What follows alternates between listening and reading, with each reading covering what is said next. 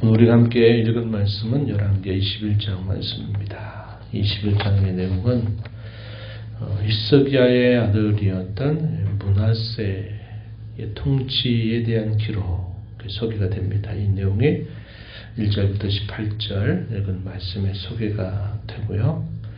그리고 그 뒤에 이어서 이 므낫세 아들 아몬이 유다를 다스리게 한 그런 내용들이 소개가 됩니다. 므낫세는 유다의 제14대 왕이 됩니다. 아버지 히스기야의 뒤를 이어서 이 유다를 다스리는데 유다 역사 가운데서 가장 오랜 시간을 다스리게 됩니다. 55년 동안 통치하게 되었다. 이렇게 기록을 해줍니다. 잘 다스려서 오랫동안 통치를 했다면 참 좋은 일들을 남겼을 텐데 안타깝게도 이 므낫세는 유다의 왕조 가운데서 가장 악한 왕으로 결국 자신의 생을 끝냈던 안타까운 종말을 맞은 사람입니다.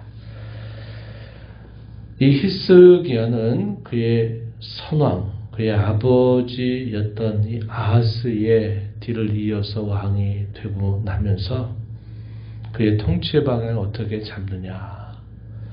유다의 악했던 그 아버지의 길을 그대로 답습하는 게 아니라 그 길을 극복해서 선조 다윗의 길로 행하기를 힘써 했던 인물입니다.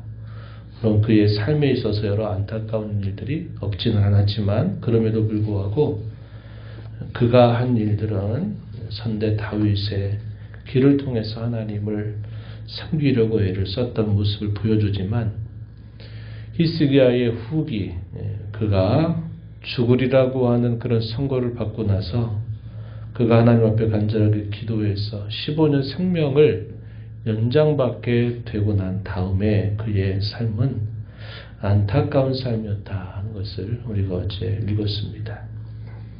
므낫세가 언제 몇 살의 왕이 됐느냐 이렇게 보니까 12살의 왕이 올랐다 이렇게 말합니다.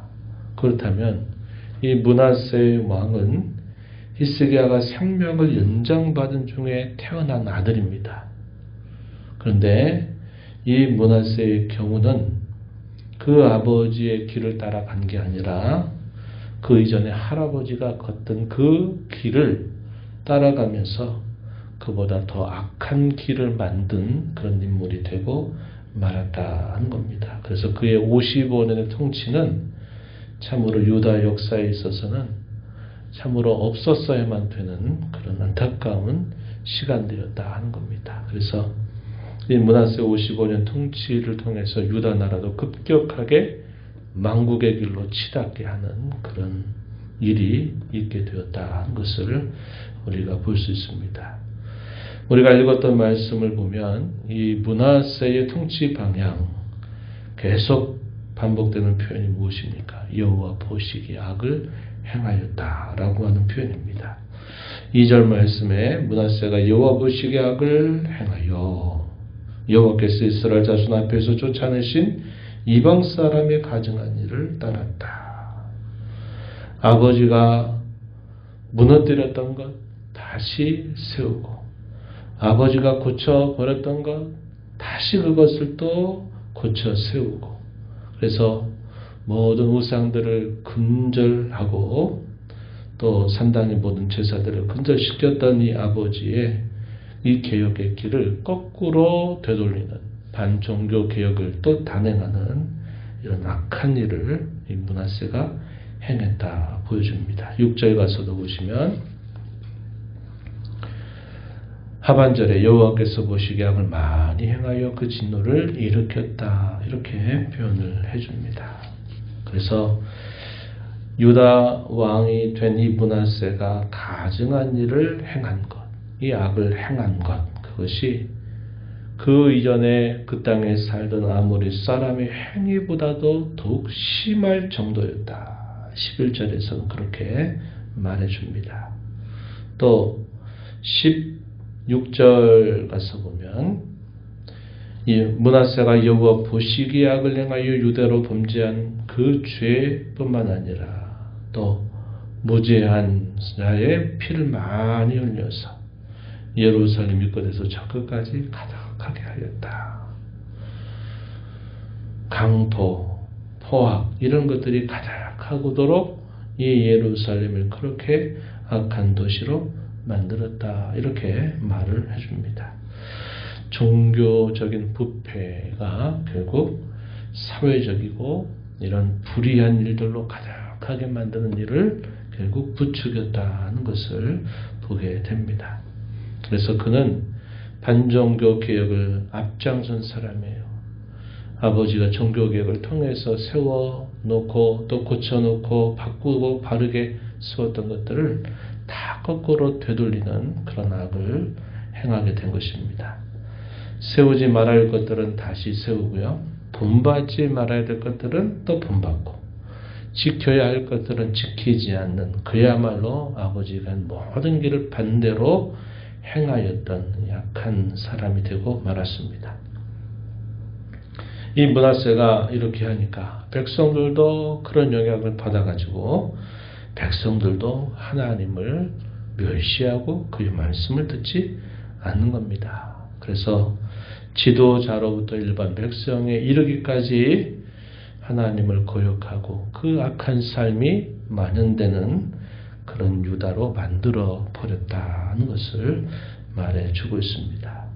그래서 하나님께서는 이 유다 전체에 대한 징계를 선언하십니다. 11절 말씀 가서 보시면 이렇게 표현합니다. 11절 유다 왕 므낫세가 이 가증한 일과 악을 행함이 그 전에 있던 아모리 사람들의 행위보다 더욱 심하였고 또 그들의 우상으로 유다를 범죄하게 하였도다. 나라 전체를 범죄하게 하였다. 이렇게 말을 해줍니다. 그래서 12절에 보면 그러므로 이스라엘 하나님 여호와가 말하노니 내가 이제 예루살렘과 유다의 재앙을 내리리니 듣는 자마다 두기가 올리게 될 것이다.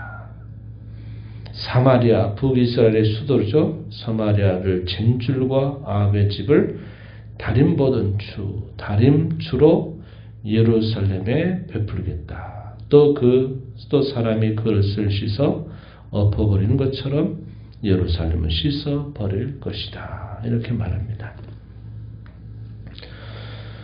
건축을 지을 때 정확하게 그 치수를 재서 할 때 이 다림추라는 게 필요하죠. 이 다림추는 정확한 균형을 이루게 하는 겁니다. 하나님께서 유다를 대하시는데 어떻게 대하신다고 말합니까?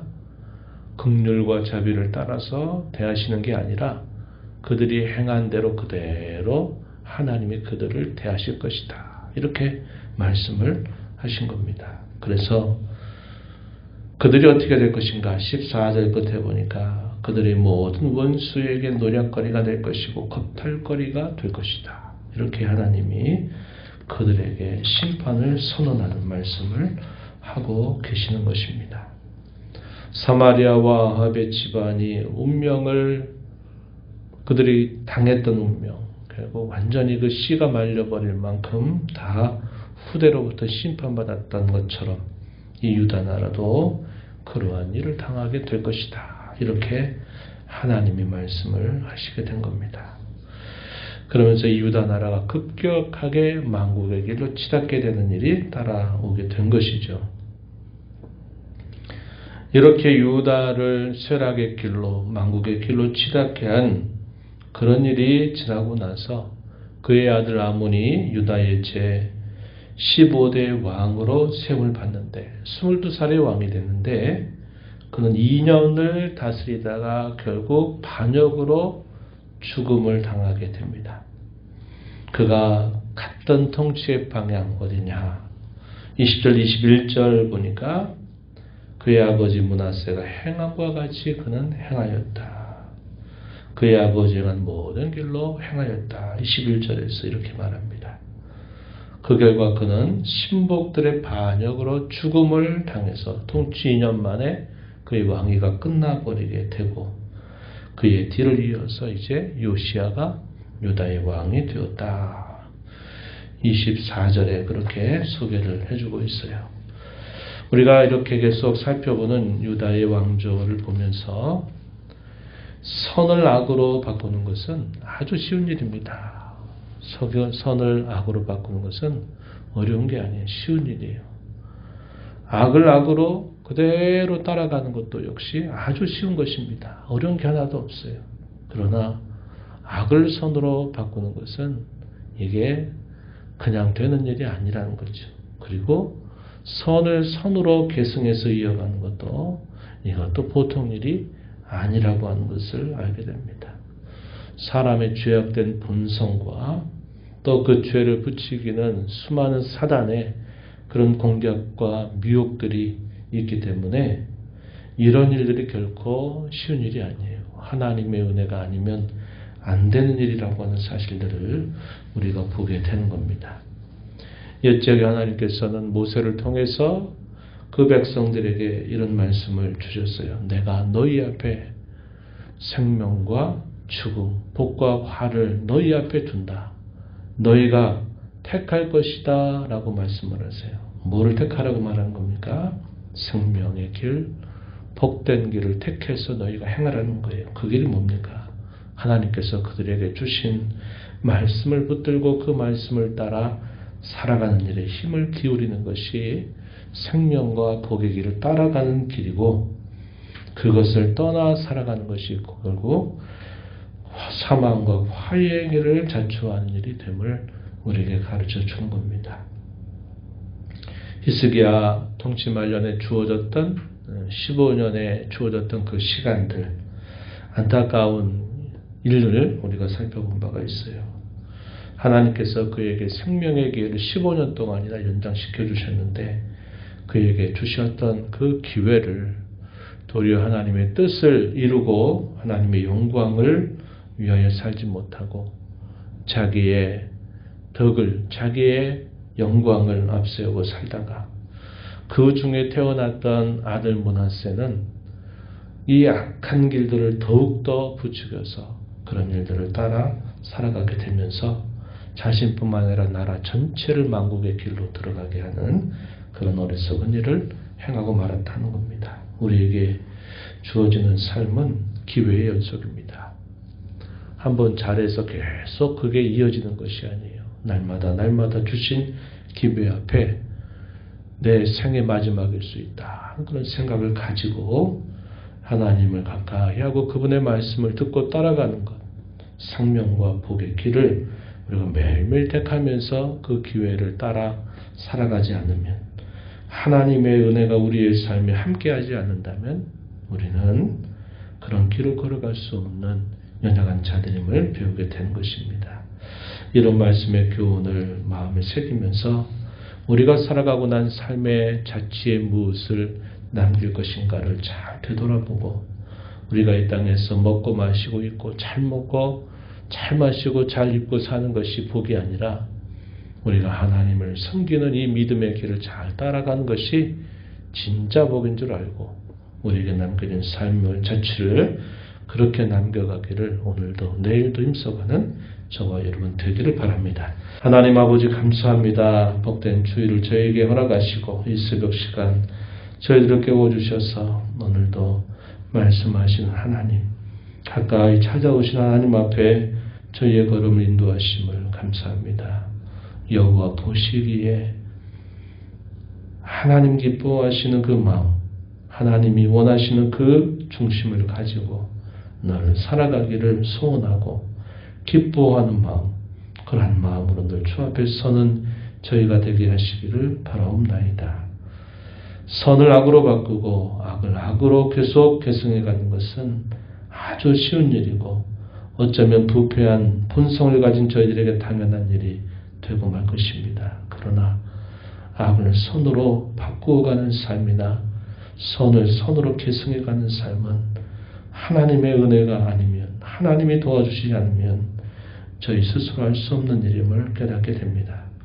날마다 저희에게 주신 하루하루를 저희에게 주신 생의 기회로 여기면서 주신 시간들 통하여 저희들의 인생 속에 하나님을 가까이 하고 모시고 섬겨 살아가는 삶의 자취를 남겨 살아가는 복된 삶 살게 주옵소서. 은혜의 보좌 앞에 나와 아버지 은혜를 구하는 모든 심령들의 간구를 귀 기울여 주시며 응답하시길 바라옵고 예수님 이름으로 기도하옵나이다. 아멘.